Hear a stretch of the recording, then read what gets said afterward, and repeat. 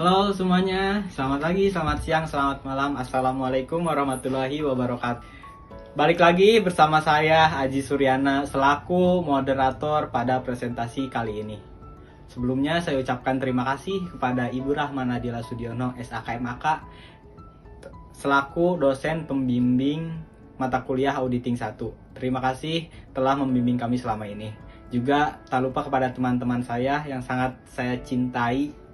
Terima kasih karena telah berjuang sampai sejauh ini. Oke, jadi pada presentasi kali ini kita akan membahas materi mengenai risiko audit. Ada 15 poin yang akan kami sampaikan.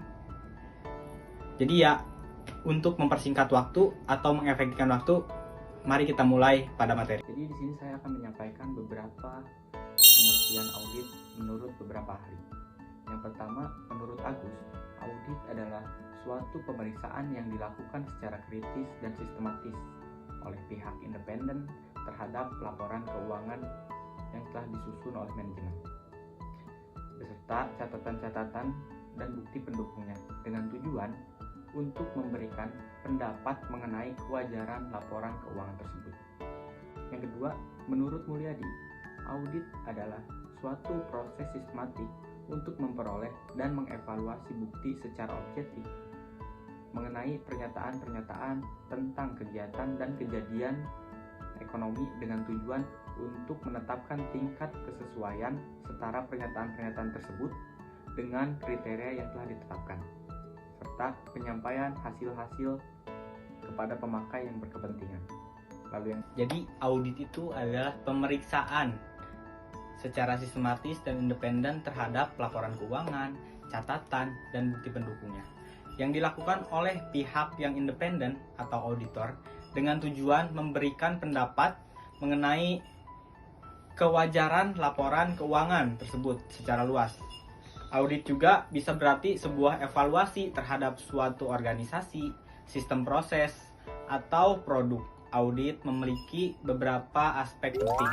Yang pertama, pemeriksaan secara sistematis dan independen.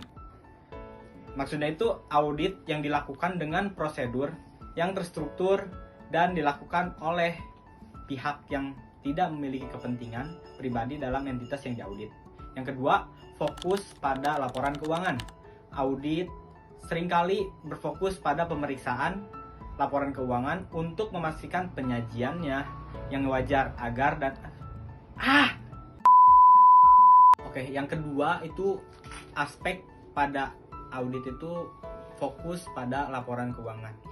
Audit seringkali berfokus pada pemeriksaan laporan keuangan untuk memastikan penyajian yang wajar dan akurat dari posisi keuangan serta kinerja entitas. Yang ketiga, harus adanya tujuan memberikan pendapat. Hasil audit yang berupa opini auditor memberikan keyakinan kepada pihak-pihak yang berkepentingan mengenai kewajaran pada laporan keuangan tersebut. Lalu yang keempat itu melakukan evaluasi luas. Audit yang bisa mencakup terhadap berbagai aspek operasional, efisiensi, dan efektivitas pada organisasi atau sebuah sistem. Yang terakhir, aspek penting yang ada pada audit yaitu pihak yang kompeten. Jadi audit itu dilakukan oleh seorang auditor atau lebih yang memiliki kualifikasi dan pengetahuan yang memadai untuk melakukan pemeriksaan secara profesional. Jadi apa sih pengertian dari opini audit ini? Nah, yaitu adalah hasil terjemahan laporan keuangan agar bisa dipahami banyak orang secara ringkas tanpa membacanya secara langsung. Pengertian opini audit menurut ISA yaitu kesimpulan yang ditarik atas hasil laporan keuangan dengan rangkaian bukti pendukung dan evaluasi. Sedangkan pengertian opini audit menurut SPAP, standar profesional akuntan publik, yakni opini dikeluarkan oleh seorang auditor setelah melakukan pemeriksaan laporan keuangan berstandar akuntansi. Nah, berdasarkan berbagai pengertian dari opini audit 2 ini, disimpulkan bahwa opini audit adalah hasil interpretasi auditor atas penilaian laporan keuangan suatu perusahaan dengan standar ilmu akuntansi. Hasil interpretasi tersebut selanjutnya bisa dimanfaatkan untuk berbagai kebutuhan. Nah, mulai dari pengajuan izin usaha sampai penawaran saham. Oke, materi yang selanjutnya yaitu jenis-jenis opini audit. Jadi ada 4 opini audit yang diberikan oleh auditor. Yang pertama, opini wajar tanpa pengecualian. Yang kedua, opini wajar dengan pengecualian. Yang ketiga, opini tidak wajar. Dan yang keempat, opini tidak menyatakan pendapat. Oke, yang pertama, opini wajar tanpa pengecualian. Jadi maksudnya itu ini adalah opini terbaik yang bisa diterima oleh perusahaan. Opini ini diberikan ketika auditor tidak menemukan adanya kesalahan material dalam laporan keuangan, dan laporan keuangan tersebut disajikan secara wajar sesuai dengan standar akuntansi yang berlaku. Yang kedua, ada yang namanya opini wajar dalam pengecualian. Opini ini diberikan ketika auditor menemukan adanya kesalahan material dalam laporan keuangan. Namun, kesalahan tersebut tidak begitu signifikan sehingga tidak mempengaruhi kewajaran laporan keuangan secara keseluruhan. Yang ketiga, ada yang namanya opini tidak wajar. Ini adalah opini terburuk yang bisa diterima oleh perusahaan. Opini ini diberikan ketika auditor menemukan adanya kesalahan material dan sistematis dalam laporan keuangan, sehingga laporan keuangan tidak disajikan secara wajar. Lalu yang keempat atau yang terakhir, ada namanya opini tidak menyatakan pendapat. Opini ini diberikan ketika auditor tidak dapat memberikan opini atau laporan keuangan karena keterbatasan lingkup audit. Jadi seperti tidak adanya bukti yang cukup untuk mendukung laporan keuangan. Mungkin sekian jenis-jenis opini audit yang bisa saya sampaikan. Contoh audit yang merugikan. Yang pertama itu ada yang namanya perusahaan melebih-lebihkan itu nilai aset. Terus adanya penipuan akuntansi, adanya kesalahan penyajian material pada persediaan, lalu ketidakmampuan mengkonfirmasi saldo piutang. Jadi yang pertama nih kan ada namanya perusahaan melebih-lebihkan nilai aset. Jadi maksudnya itu sebuah perusahaan real estate melebih-lebihkan nilai propertinya kepada calon investor. Hasil audit yang mengungkapkan bahwa perusahaan melebih-lebihkan asetnya itu lebih dari 50%, yang mempengaruhi persepsi keuangan perusahaan. Kesalahan penyajian ini tuh bisa sangat merugikan investor dan pemangkas kepentingan lainnya. Yang kedua itu ada namanya penipuan akuntansi. Jadi contohnya itu kasus Enron. Kasus Enron itu adalah contoh klasik dari opini audit yang merugikan yang disebabkan oleh penipuan akuntansi. Auditor sebelumnya itu memberikan opini wajar tanpa pengecualian, namun ternyata perusahaan itu terlibat dalam praktik akuntansi yang curang. Jadi ketika penipuan itu terungkap, opini audit yang merugikan itu dikeluarkan dan perusahaan mengalami kebangkrutan. Lalu yang ketiga, adanya kesalahan penyajian material pada persediaan. Jadi jika terdapat kesalahan penyajian material pada persediaan, piutang, dan utang yang bersifat meluas itu, maka auditor itu sebisa mungkin akan mengeluarkan opini yang merugikan. Lalu yang keempat, adanya ketidakmampuan mengkonfirmasi saldo piutang. Jadi jika auditor tidak dapat mengkonfirmasi saldo piutang perusahaan karena berbagai alasan seperti kurangnya bukti atau pembatasan lingkup audit, ini juga bisa menjadi dasar opini yang merugikan. Oke, yang keempat ada definisi resiko audit. Resiko audit adalah kemungkinan bahwa auditor salah menyatakan opini audit terhadap laporan keuangan yang sebenarnya mengandung kesalahan penyajian material.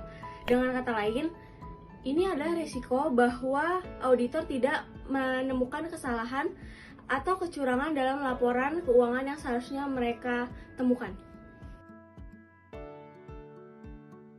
Selanjutnya yang kelima ada komponen risiko audit. Yang pertama ada risiko bawaan, yang kedua ada risiko pengendalian, dan yang ketiga ada risiko deteksi. Risiko bawaan yaitu kesalahan penyajian material yang ada dalam laporan keuangan sebelum mempertimbangkan pengendalian internal entitas. Dan yang kedua ada resiko pengendalian. Resiko pengendalian itu pengendalian internal entitas tidak dapat mencegah dan mendeteksi dan memperbaiki kesalahan penyajian yang material. Dan yang terakhir ada resiko deteksi, yaitu prosedur audit yang dilakukan oleh auditor tidak dapat mendeteksi kesalahan penyajian yang ada dalam laporan keuangan. Nah, sekarang kita lanjut ke materi 6, yaitu ada hubungan komponen risiko. Yaitu hubungan antar komponen ini adalah bahwa ketiganya secara bersama-sama menentukan risiko audit secara keseluruhan. Auditor harus menilai ketiga komponen ini untuk merancang prosedur audit yang tepat guna mengurangi risiko audit hingga tingkat yang dapat diterima. Nah, risiko audit ini merupakan fungsi dari risiko bawaan, risiko pengendalian, dan risiko deteksi secara matematis. Hubungan ini sering digambarkan sebagai ER sama dengan IR, X, CR, X, DR. Nah, di mana AR ini adalah risiko audit, IR ini ada risiko bawaan, CR adalah risiko pengendalian, dan DR adalah risiko deteksi. Nah, auditor berusaha untuk mengendalikan risiko audit dengan mengurangi risiko deteksi karena risiko bawaan dan pengendalian berada di luar kendali auditor.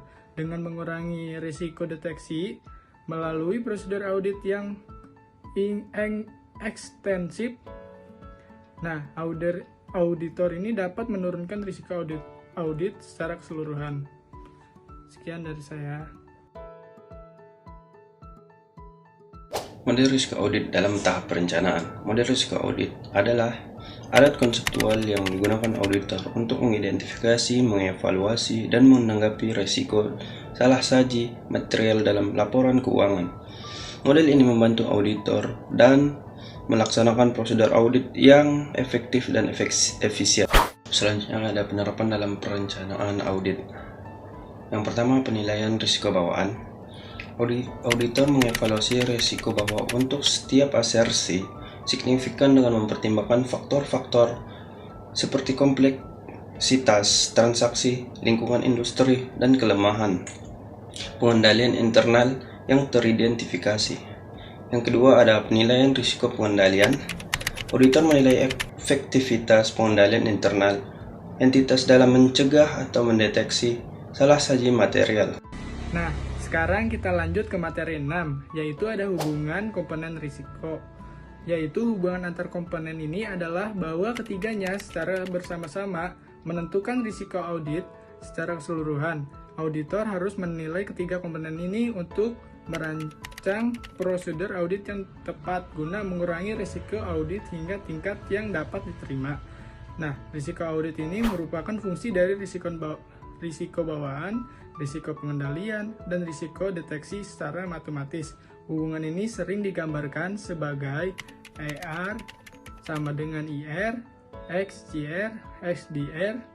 Nah, di mana AR ini adalah risiko audit, IR ini ada risiko bawaan, CR adalah risiko pengendalian, dan DR adalah risiko deteksi. Nah, auditor berusaha untuk mengendalikan risiko audit dengan mengurangi risiko deteksi karena risiko bawaan dan pengendalian berada di luar kendali auditor. Dengan mengurangi risiko deteksi melalui prosedur audit yang ekstensif. Nah, auditor ini dapat menurunkan risiko audit secara keseluruhan. Sekian dari saya.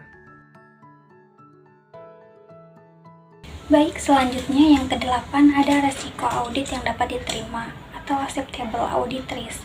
Resiko audit yang dapat diterima atau acceptable audit risk adalah tingkat resiko yang bersedia ditanggung oleh auditor bahwa laporan keuangan mungkin masih mengandung salah saji material. Setelah audit selesai dan opini sudah diberikan, opini wajar tanpa pengecualian ini adalah ukuran seberapa besar keyakinan yang diinginkan auditor bahwa laporan keuangan sudah bebas dari salah saji material. Nah, sekarang kita akan lanjut ke pembahasan materi tentang risiko penemuan yang direncanakan atau Plan Detection Risk. Risiko penemuan yang direncanakan Plan Detection Risk atau disingkat menjadi PDR adalah risiko di mana bukti audit yang dikumpulkan oleh auditor tidak akan mendeteksi salah saji material dalam suatu asersi. Dengan kata lain, ini adalah risiko bahwa prosedur audit yang diterapkan tidak akan menemukan kesalahan yang ada dalam laporan keuangan. Jika kesalahan tersebut melebihi tingkat materialitas yang ditetapkan, PDR adalah bagian dari model risiko audit. Model risiko audit membantu auditor dalam merencanakan dan melaksanakan audit mereka. Nah, dengan mempertimbangkan berbagai jenis risiko yang mungkin terjadi, PDR terkait dengan efektivitas prosedur audit. Semakin rendah PDR yang diterapkan, semakin besar bukti audit yang perlu dikumpulkan oleh auditor untuk memastikan bahwa kesalahan material tidak terlewatkan. Nah, PDR ini dipengaruhi oleh faktor lain dalam model risiko audit. PDR dipengaruhi oleh risiko bawaan, inherent risk atau IR, dan risiko pengendalian, control risk atau CR. Jika IR dan CR tinggi, maka PDR harus lebih rendah untuk menjaga total risiko audit pada tingkat yang dapat diterima. Nah, semakin rendah PDR yang ditetapkan, semakin banyak bukti audit yang perlu dikumpulkan oleh auditor untuk mengurangi risiko tidak menemukan kesalahan material. Nah, contohnya, misalnya, jika audit menetapkan PDR yang rendah untuk suatu asersi, mereka akan melaksanakan lebih banyak prosedur audit seperti pengujian substantif untuk mendapat keyakinan yang besar bahwa tidak ada salah saji material yang terlewatkan. Sekian dari saya.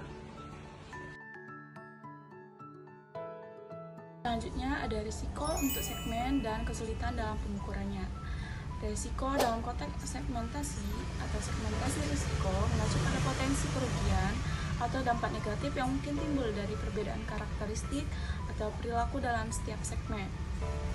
Kesulitan dalam pengukurannya terletak pada kompleksitas untuk mengidentifikasi dan mengkuantifikasi perbedaan tersebut secara akurat, serta keterbatasan data dan metode yang tersedia. Risiko dalam segmentasi yang pertama ada risiko pemilihan target yang salah. Jika segmentasi tidak akurat, perusahaan bisa salah dalam memilih target pasar sehingga upaya pemasaran dan penjualan menjadi tidak efektif. Yang kedua ada risiko pemasaran yang tidak tepat. Perbedaan karakteristik antar segmen menuntut strategi pemasaran yang berbeda. Jika strategi pemasaran tidak disesuaikan dengan karakteristik segmen, maka dapat menyebabkan pemborosan sumber daya dan hasil yang tidak optimal. Yang ketiga ada risiko terhadap reputasi. Pelanggaran terhadap kepercayaan konsumen dalam suatu segmen bisa merusak reputasi perusahaan secara keseluruhan. Yang keempat ada risiko kehilangan peluang. Jika perusahaan gagal memahami kebutuhan unik dari setiap segmen, mereka mungkin kehilangan peluang untuk mengembangkan produk atau layanan yang lebih relevan. Lalu ada kesulitan dalam pengukuran risiko segmen. Yang pertama ada kompleksitas data. Data yang dibutuhkan untuk segmentasi bisa sangat beragam dan kompleks, termasuk data demografis, perilaku, psikografis, dan lain sebagainya. Yang kedua, perubahan perilaku. Perilaku konsumen dapat berubah dengan cepat, sehingga segmentasi yang dibuat hari ini mungkin tidak relevan di masa depan. Ketiga, ada keterbatasan data. Data historis mungkin tidak tersedia atau tidak cukup untuk menggambarkan karakteristik semua segmen, terutama segmen yang baru muncul. Yang keempat, subjektivitas dalam interpretasi. Penilaian risiko bisa sangat subjektif, tergantung pada pengalaman dan persepsi individu yang melakukan penilaian. Yang kelima, ada metode pengukuran yang terbatas. Beberapa metode pengukuran risiko mungkin tidak cocok untuk semua jenis segmen atau jenis risiko yang dihadapi. Keenam, keterbatasan anggaran dan sumber daya. Proses segmentasi dan pengukuran risiko yang kompleks membutuhkan anggaran dan sumber daya yang memadai yang mungkin tidak selalu tersedia. Hubungan antar komponen ini adalah bahwa ketiganya secara bersama-sama menentukan risiko audit secara keseluruhan.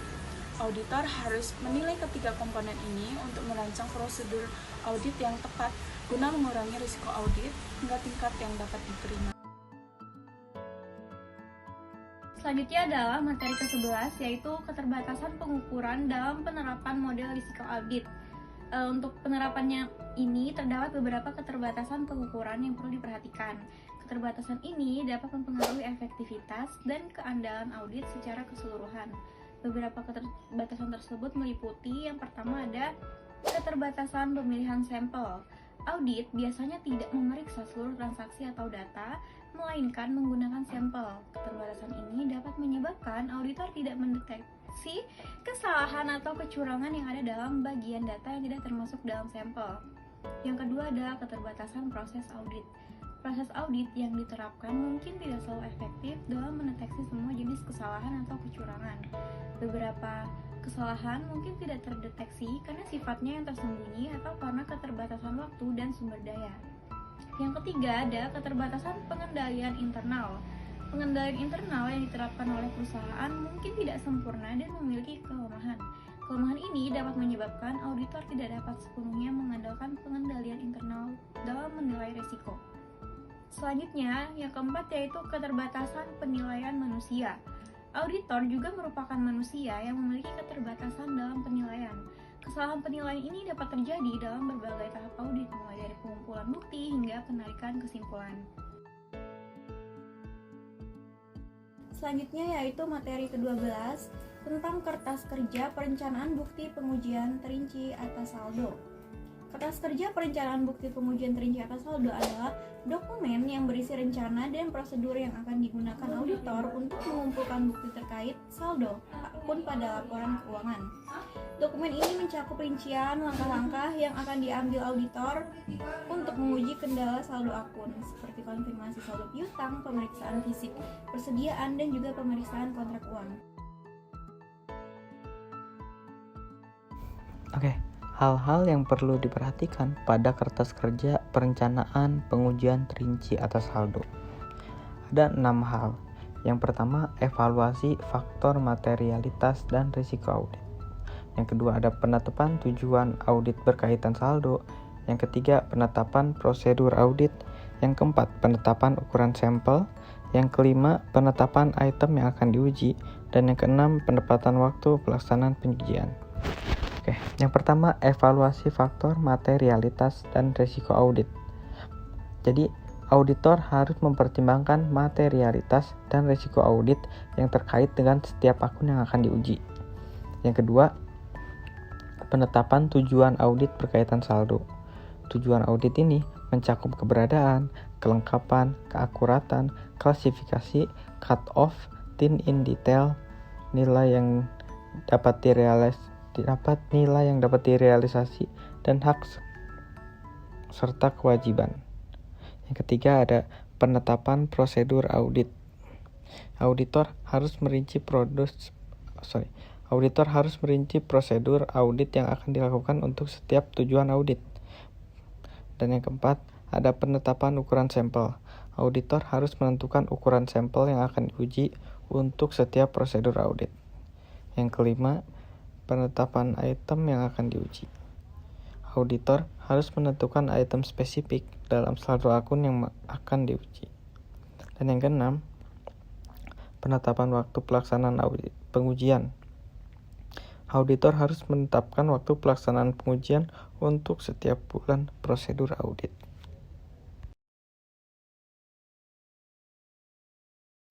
Oke, hal-hal yang perlu diperhatikan pada kertas kerja perencanaan pengujian terinci atas saldo. Ada 6 hal. Yang pertama, evaluasi faktor materialitas dan risiko audit. Yang kedua, ada penetapan tujuan audit berkaitan saldo. Yang ketiga, penetapan prosedur audit. Yang keempat, penetapan ukuran sampel.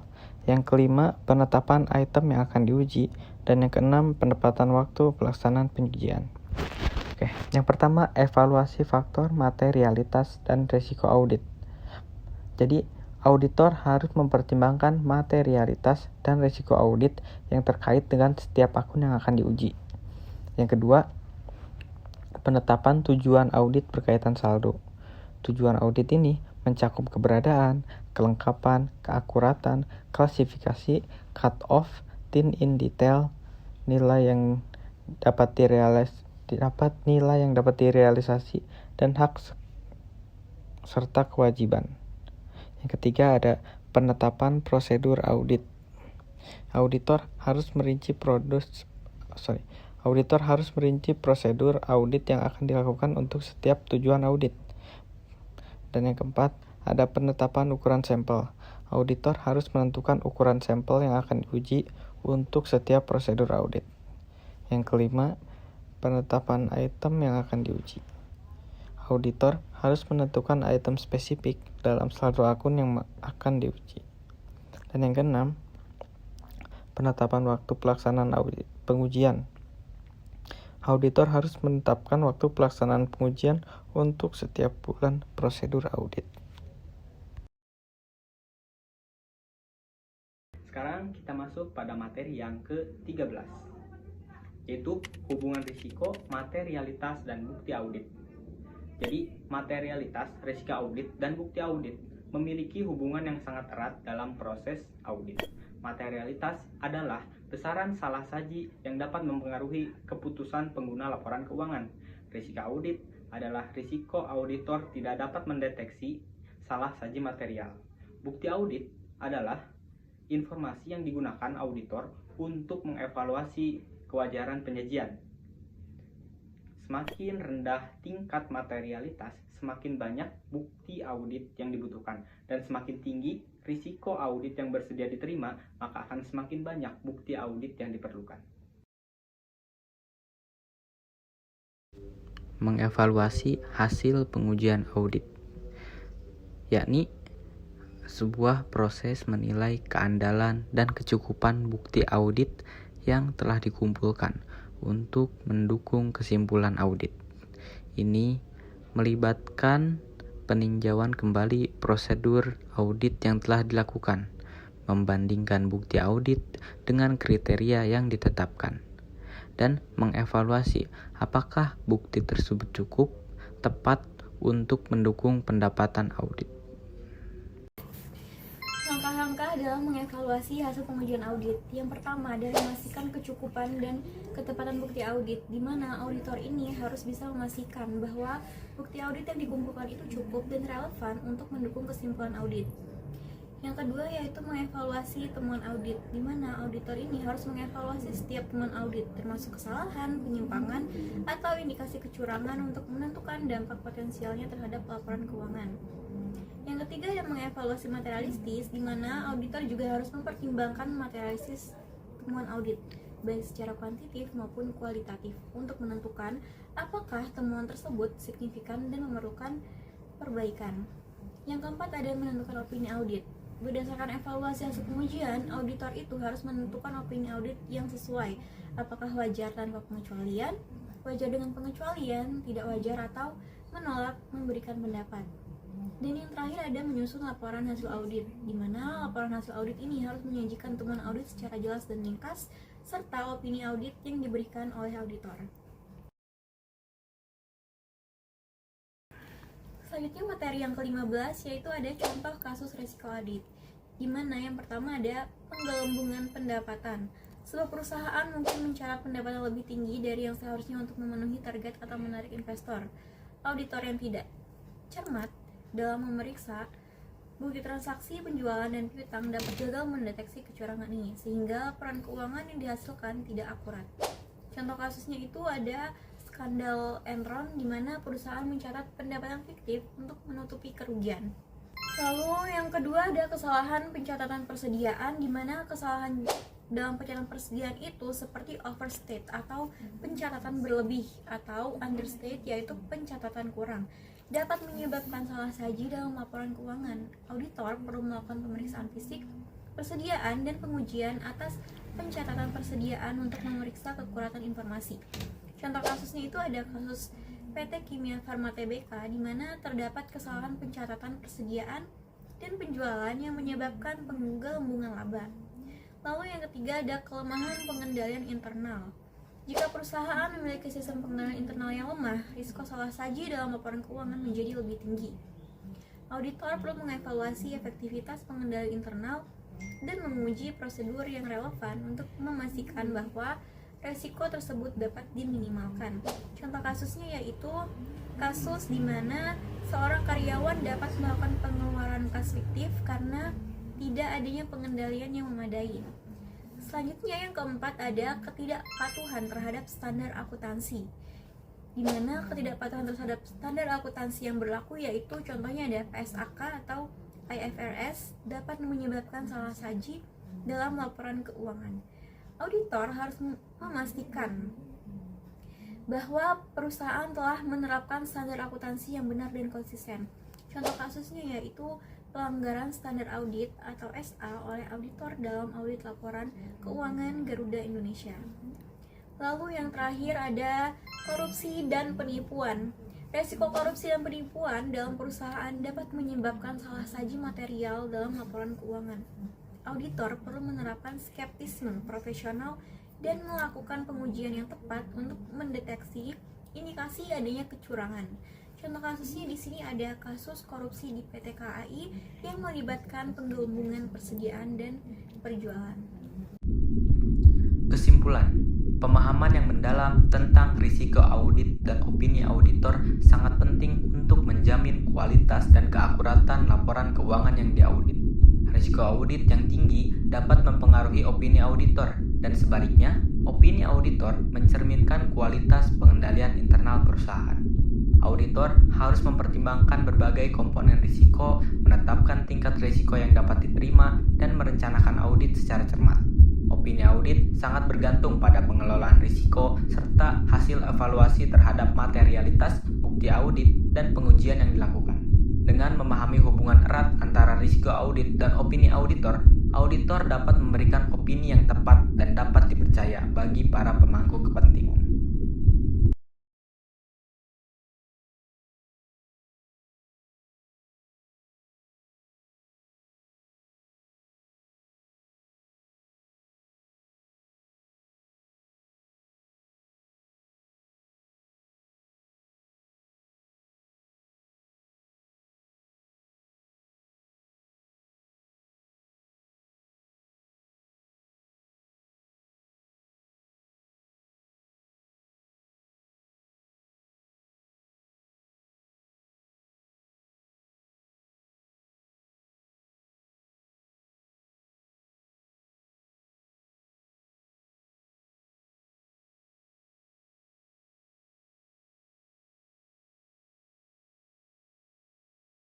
Tiap pagi makan mie. Halo, nama aku Andi. Nama panjang aku Andi Novita Putri. Perkenalkan, nama saya Dela Febriana Sari, biasa dipanggil Dela. Kenalin, nama aku Auli Nusa.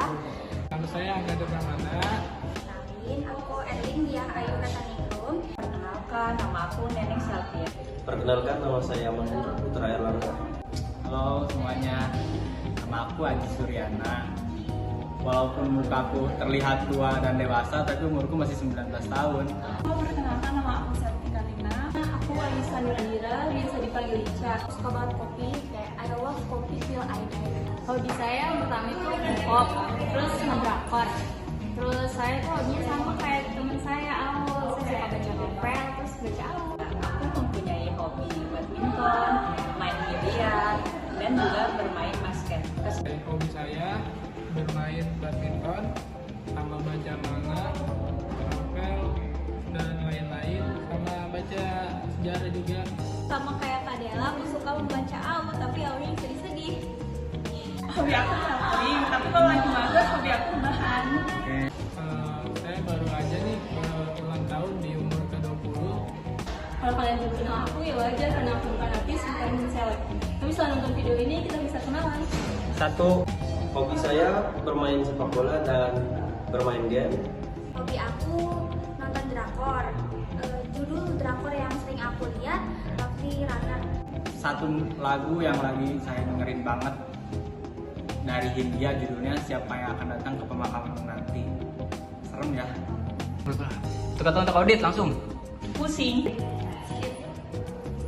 Wow. muter-muter, sulit. Audit sulit. Mantap. Audit jaya. Ibu, jadi ini hari pertama kita mulai ngerjain tugas audit ini, project. Jadi kita masih ngerjain di kampus, Ibu. Kita masih nyari-nyari materi. Kita udah mulai nyusun wordnya.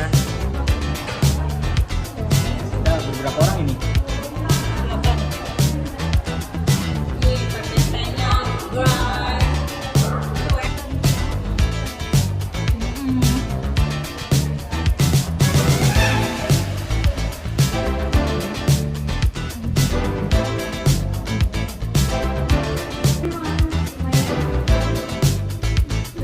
Langsung aja.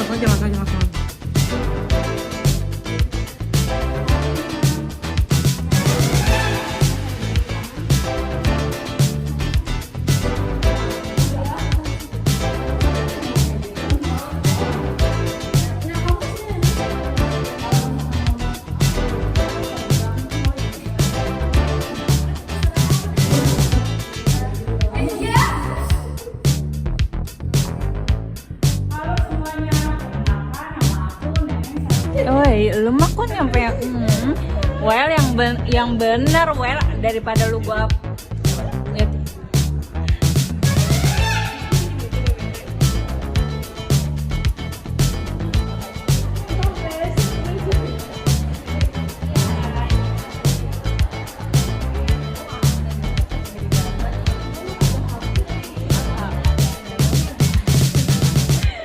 itu yang main game di luar.